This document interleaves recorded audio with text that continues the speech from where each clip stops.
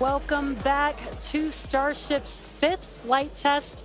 It has been an exciting day so far. Even the crowd here is still so excited.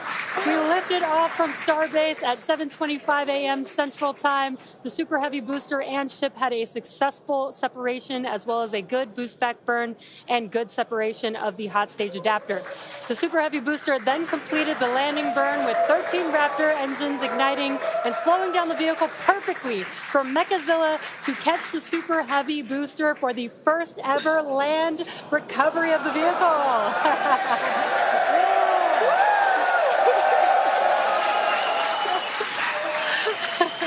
Now, it is insane to think that we're not done yet. We still have, in about 48 minutes, the ship will re-enter. The flap, all the flaps that will today, not that could. The ship will re-enter the Earth's atmosphere. Now, as a reminder, one of the main goals of today's test flight is for the ship to make it through the extreme heat of re-entry and to do so in a controlled manner. We learned a lot about this phase during Flight 4 and, as a result, completely reworked the heat shield, but more on all that in just a minute. Now, re-entry is typically a portion of flight where we don't have communications with the spacecraft because re-entering, it'll be re-entering at about 8 kilometers per second, or about 5 miles per second of roughly orbital velocity. Now, those speeds, the spacecraft moving through the atmosphere results in friction and creates a plasma field around the vehicle. We saw this in action on Flight 4 thanks to Starlink, and wow, it was breathtaking. The blanket of plasma ends up distorting communication frequencies, so it's not uncommon to experience brief blackouts in communication, but hopefully that's not the case today. And Kate, that's where Starlink has just kind of been just the unsung hero and the MVP of this test campaign. I mean, it's able to give us data, not just awesome video, but also data in real time as we're going through reentry. I mean, this is something that throughout the history of spaceflight just hasn't been possible. And this is an environment that is so unforgiving, so hard to model, so hard to understand. And for the first time ever, we're able to literally watch as it unfolds in real time, get that data in real time. And we're able to do that with Starlink. And it's great for us because we get to see something. We get to see the greatest light show on the planet or off the planet. But what it means for this program, we're able to learn tremendous amounts about our heat shield, our angle of attack, everything that we're doing as we're coming in through the atmosphere at hypersonic speeds.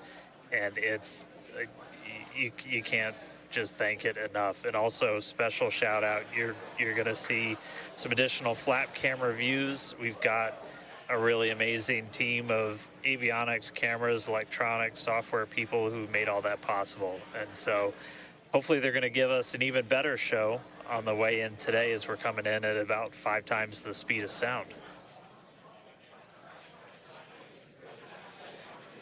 Yeah, those flaps, Dan, that you see there, that's what's helping. Starship is in a good attitude for entry, approaching the entry interface. Some good call-outs there, preparing for re-entry for Starship. And again, that's what Dan was mentioning, those flaps on the vehicle. And if you've been watching us for the last few minutes, you could see that the flaps were rotating around and helping orient the vehicle as it prepares for the beginning of re-entry today. Yeah, exactly. Re-entry will be enabled by that heat shield that you see on the bottom half.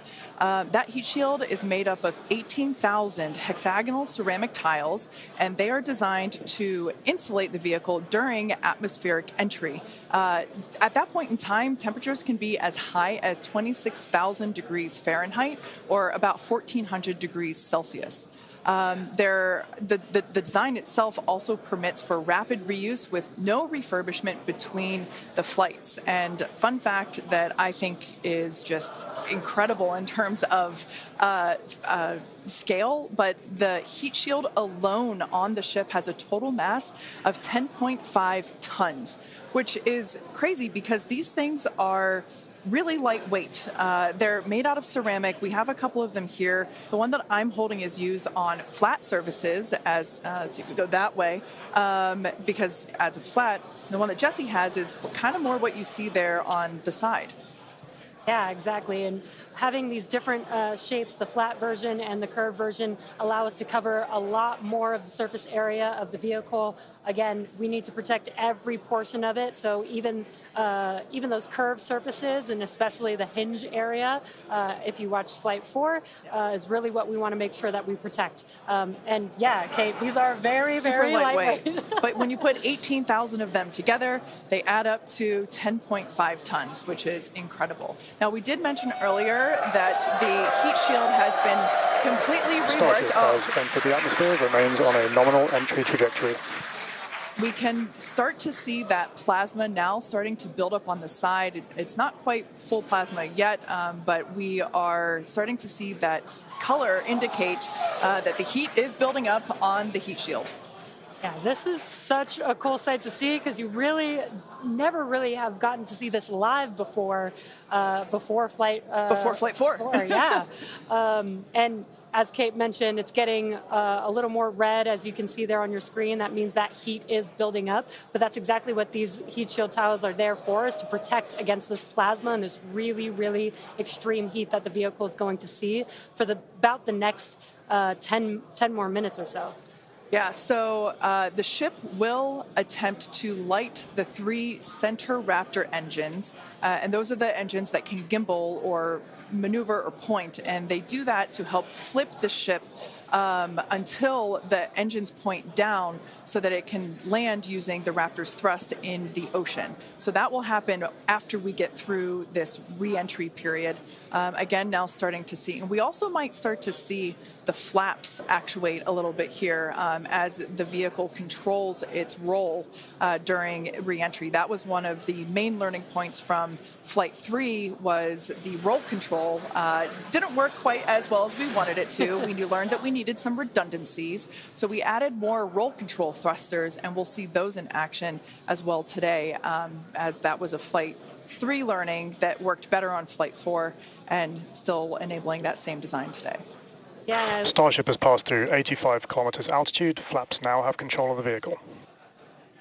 Great call out. As Kate mentioned, the flaps are controlling the attitude of the vehicle. And I love these views because it looks so calm. Everything is relative, right? So relative to this camera on the ship, it looks so calm and smooth, but the vehicle is traveling extremely fast. You can see the speed on the bottom right-hand corner of your screen. Starship is designed to land on Mars where there are no runways or other humans to help out. So we also want rapid reusability. So we're doing propulsive landing instead of a more traditional means like parachutes. And so we will use the engines on this vehicle to help slow the vehicle down for a vertical landing. Yeah. Now, entry is going to basically happen in 5 phases. The first is low drag. That lasts for about 3 minutes. Next is high heating, and beginning when heating increases above the heat rate breakup limit. That lasts for about 10 minutes. We then have high dynamic pressure. Starship will continue to slow down and experience increased aerodynamic loads during that phase, and that will happen before reaching Mach 1, about a minute after. Starship is approaching the peak heating phase of entry, remains on a nominal trajectory. Okay, so that was phase 2 that he just called out, that I was mentioning. After peak heating is that dynamic pressure around Mach 1, and that will last about a minute after leaving the hypersonic area, and then we go into subsonic, and then, of course, landing burn. Wow, what an incredible view. The colors are so amazing, and the colors actually also tell you a little bit about the temperature that the vehicle is seeing as well. So I think that's pretty cool that we get this amazing live visual. Speaking of live visual, the flap, we have more views, more cameras on board Starship, as Dan mentioned a few minutes ago. We are hoping that all 4 flaps will stay more intact than they did last time. We did make some changes to the design in order to help enable Starship this. is now experiencing peak heating, remains on a nominal entry trajectory. Great news there that Starship is continuing along the path that we intended it to fly. You can keep track with how fast it's going and how high it is above Earth using the display that is there on the bottom right-hand side of your screen. And guys, this is where we're really going to see a lot of those improvements from Flight 4 really come into action. Is you guys kind of talked about, so what's called the static arrow, those are kind of the poke out points on the flaps. Those get exposed to some pretty extreme heat environments, and so we added some additional, basically made it a lot more robust for the thermal protection there. And we learned not just from visuals and stuff like that, we had those missing tile tests on Flight 4 where we intentionally left some out, kept in some backup layers. They're called ablatives, which means they just gradually melt away to help dissipate the heat. And we've got an entire layer of ablative underneath the tiles on this Starship today. So even if you get a gap in a tile or a tile is broken, anything like that, we've got essentially backup options. And what we're really trying to do today is do an on-target landing. As we lost the flaps, you lose a lot of your control, and so we didn't land right on target last flight. This time we're trying to really nail the target within just tens of meters, and that'll just be a really huge step on feeling like we're closer to bringing a ship back. Obviously, there's a lot of work before we get there, but we just caught a booster. We're going to start looking real soon at when we can catch a ship. So the view on your left is as a helicopter passes by Dan, bound at Starbase. The view on your left is a camera that's positioned near the nose of the ship, looking basically down toward the flap. The view on the right is looking perpendicular to the flap. So we're looking basically bird's eye view onto the flap on the left-hand side, and then a worm's eye view from the side with that view on the right. Yeah, sorry about that, guys. Maverick just buzzed the tower. He might be coming back, so. Now, these views brought to us by Starlink. It's incredible that we have this high-definition capability. In fact, that view on the left... Starship is now halfway through the peak heating phase of entry, remains on a good trajectory.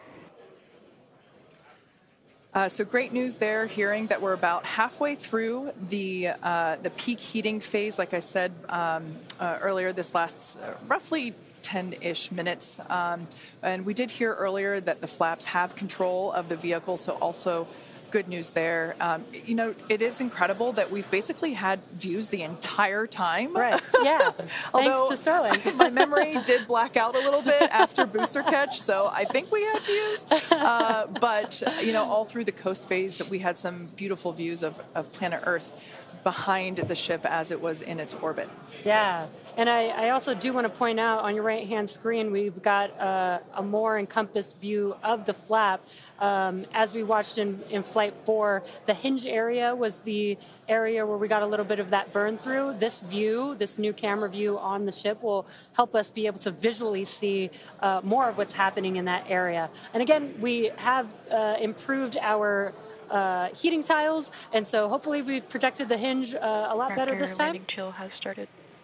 But again, these views are additional to the data that we get on these flight tests that help enable us kind of put the data that we get in the computer to the visuals that we see and try and align those and use that for improvements in the future. Now, we heard a call out there saying that engine chill has begun. This is an indication that we are starting to flow a little bit of the super cold liquid oxygen through the hardware, through the Raptor engine, specifically the turbo pumps, to help ensure that the hardware is at the right temperature before we give a full push, a full flow of propellant at engine startup. So all of that to say, we are getting closer to the landing burn.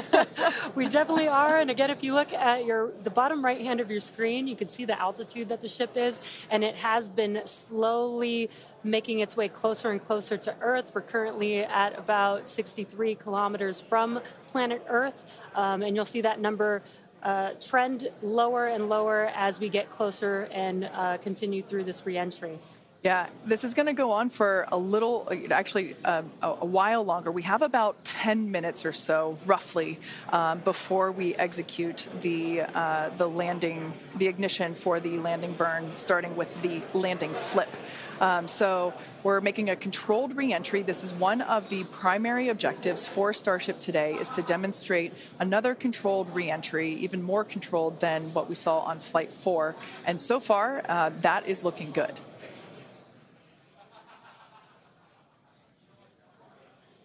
And then as we start to really get lower, we're going to start seeing the atmosphere's effects start to take place, and that's when we'll be dropping our speed down closer to the speed of sound. You'll see the flaps start to maneuver.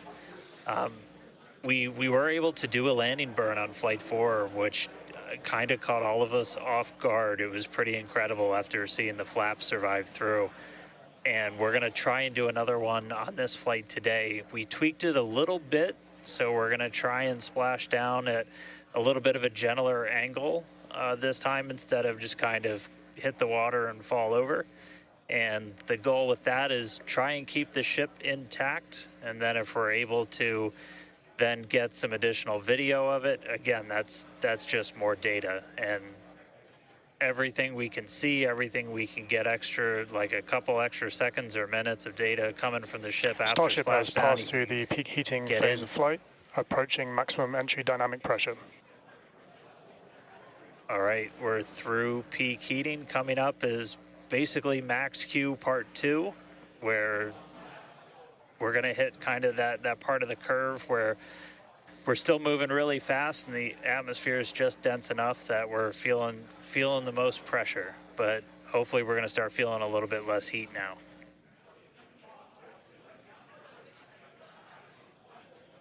Looks like we got more views of each of the flaps on the ship as it's making its way back down to Earth. And we did pass through peak heating and still got really good views throughout that whole period. Typically, during the highest heat on the vehicle, we tend to build up a lot of plasma, and that's typically when we would lose, connection or views of the vehicle. But again, with Starlink, we were able to get some live views throughout that entire process there. And we're coming up, we'll start hearing a couple more milestones in about 4 minutes or so, when we start getting down to like the transonic, the subsonic, when we're starting to move closer to and beneath the speed of sound. And I mean, we're getting live views, we're getting live data. We've got a couple additional tests on this one today where we left off some missing tiles again to to test some additional backup layers. We also have, I don't know if we can still quite see them in this view, but you may have noticed we had some kind of silvery looking tiles on Starship as well. And those were pretty much standard tiles, but they were wrapped in aluminum. And it was a pretty simplistic, straightforward one where aluminum starts to melt at roughly the same temperature where steel starts to lose its strength, not necessarily melt. And so if we see stuff melting, we know what our steel is going to be exposed to. But yeah, 59 minutes since launch, should be coming up on transonic and everything, just about 3 minutes. Now the views here, we have coverage of all 4 flaps. We can see, so for those that perhaps didn't catch a glimpse of the vehicle before liftoff, there are 2 flaps at the forward end and 2 flaps at the aft end. The larger camera view that is there on the right-hand side of your screen, that is a view of one of the aft end or the bottom end flaps. We can start to see some heat buildup and peeking through on one of the flaps there in the top left-hand corner of your screen.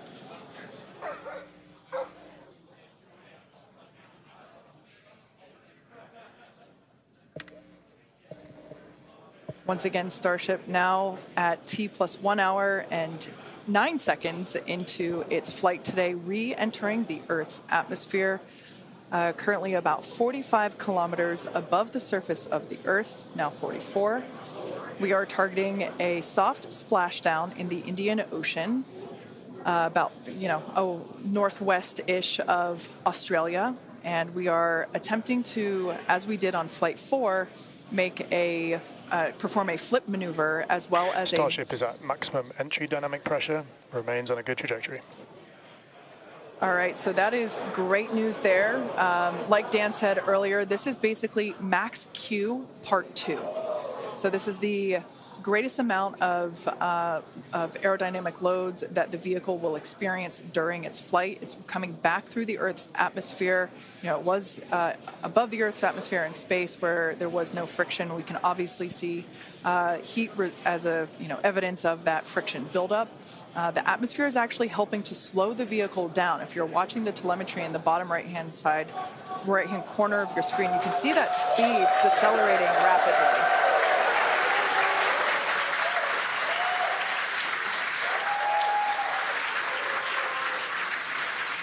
Now, the 4 flaps on the ship help steer the vehicle, and one of the main objectives for the ship today is to demonstrate controlled re-entry during this phase of flight, this re-entry phase. Yeah, and we have 6 engines on ship, but we only need 3 of them, the 3 sea-level engines. We will have that flip maneuver happen very close to touching down for splashdown. We'll do that flip maneuver, ignite those engines, slow the vehicle down immediately, and then hopefully have what we call a soft splashdown in the water. It's probably going to feel a little bit harder on the top of the surface of the water, but it'll look pretty gentle. Yeah, and like we said earlier, we hope to have some more views, even of that phase of the flight. So fingers crossed that we can we can bring those to you. We are hoping to splash down softer than we did last time on Flight 4. Right now, Starship continuing to make its descent back to planet Earth. Starship is at Mach 2, remains on a good trajectory. All right, great news there. That tells us that the vehicle is traveling twice the speed of sound. So we will then, the next call out that we'll hear is that it is, traveling about the speed of sound. And then we will hear a call out that that will be the call out that it is transonic. And then we will hear another call out saying that it is subsonic, meaning going slower than the speed of sound. Starship is transonic. There it is. So at this point in time, we say transonic because certain parts of the vehicle, like the flap that you see on your screen, might be experiencing airflow faster than the speed of sound, while other parts of the ship may be experiencing airflow. Starship is in the subsonic belly flop. All right, so now the entire vehicle is traveling slower than the speed of sound, so subsonic. The crowd here at Mission Control Hawthorne also getting excited, just like us. We're awaiting a water landing. We are going to reignite the 3 engines to perform that flip maneuver, and we're basically about a minute and a half, away from the landing flip. Yeah, the crowd's getting excited here as we get closer and closer to splashdown. Again, just about a minute away from the expected splashdown, so we should see a lot happening coming up here shortly. We're currently having a view of one of the flaps, and it is a little bit dark on your screen, but hopefully we'll get some good views of the ship as it makes that flip maneuver and touchdown for splashdown. Yeah, yeah, guys, we saw that speed drop like a rock. So we're doing a belly flip right now, or a belly flop right now. That's what's kind of, if you saw the high altitude campaign, that's the unique thing about how Starship comes back. So we've bled off pretty much all of the speed we're going to. We're essentially at terminal velocity. Starship is at 5 kilometers altitude, remains on target. 5 to go, coming up soon, landing burn.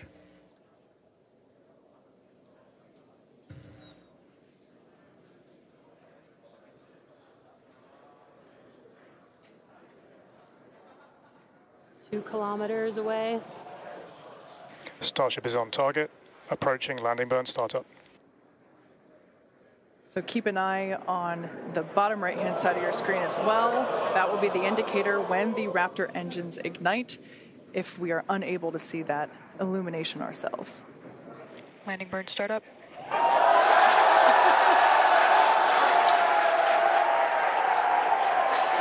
a cool view of the reflection of that landing burn. You can see the water just behind the ship.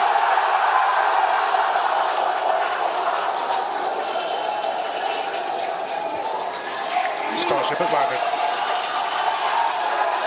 An incredible view. I think it is safe to say we have a ship in the water. Touchdown! That is a live view from the ocean surface. What an incredible end to Starship's journey. A live view from a buoy that we had out at the landing zone. An incredible view of ship landing just about on target as they were calling out. That was amazing. And we were not intending to recover any of the ship's hardware, so that was the best ending that we could have hoped for.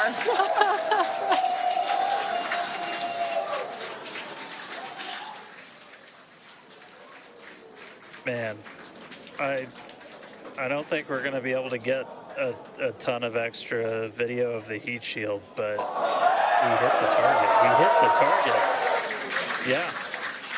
I mean, we hit the target because we had these buoys placed in a pretty specific spot. So, wow. What a day. I feel like that's what I get to say. What a day. I mean, everything started off today with that launch. We were able to lift off towards the end of our window, 7:25 a.m. Central Time. 33 out of 33 Raptors in the way uphill. Successful hot stage. Booster came back. We watched it come down right behind us. Watched it get caught. And that broke my brain for a while. I'm really happy we had coast for a bit, but that's first ever booster catch, major step on the way to rapid reusability. And ship just gave us one heck of a show, making it through a controlled re-entry this time, flaps intact, made it down to the water. Hey, Starships were meant to fly, and it sure as hell flew today. So let's get ready for the next one. Over to you guys. They were meant to fly, and they were also meant to be caught by Mechazilla. Yeah. It's been such an incredible day today. Congratulations to our teammates and to everyone who supported the Starship program. And thank you to all of our future customers for your support. And we'll also like to thank the people of Cameron County, Texas, as well as the Coast Guard, the Federal Aviation Administration, the Government of Mexico, and the Australian Space Agency. Now be sure to follow SpaceX on X for more updates on today's test flight and, of course, for future Starship news. Today was amazing, but the SpaceX action isn't over yet. Soon Falcon Heavy will launch NASA's Europa Clipper, and we're also going to be returning Dragon back to Earth with NASA's Crew 8 astronauts.